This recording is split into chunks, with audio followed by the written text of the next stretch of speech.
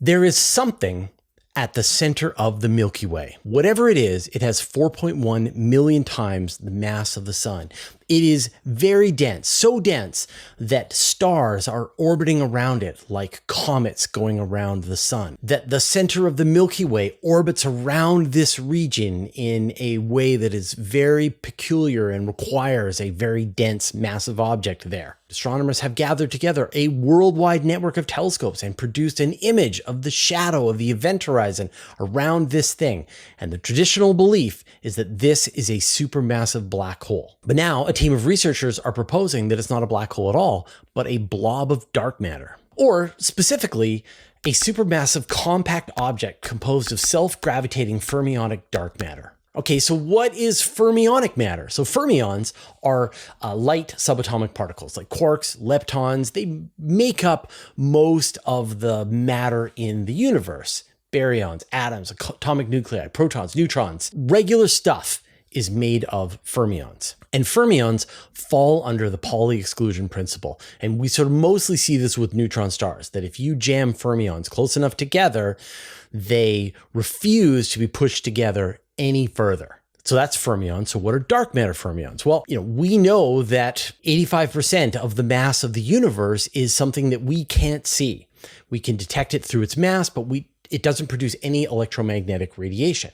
And so there have been various proposed particles that would explain this, and one is a type of fermion, just not visible. And so if you've got these fermions that don't interact with electromagnetic radiation, then you can compress them very closely together. And they could form a sphere that would have the same kind of characteristics as a black hole, but not actually have an event horizon and be a black hole. And this would give you a dense enough object that would explain the observations around the supermassive black hole. So stars would still orbit around this thing in the same way, that you would still get the movement of the inner Milky Way in the same way as if there was a supermassive black hole. And so the orbits of those stars would be almost exactly the same as what it would be going around a black hole, off by about 1%, which is a really tricky observation to make with our current level of telescopes.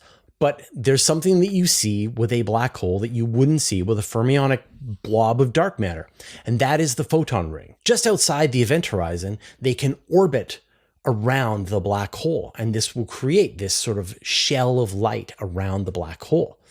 But because the fermionic dark matter isn't as compact as the black hole, and that its mass is a little bit more diffuse, then you wouldn't get the photon ring. And so we're right at the limit of being able to detect the photon ring around a black hole. Hasn't been done yet. People have claimed that they've detected the photon ring, but they haven't seen it so far.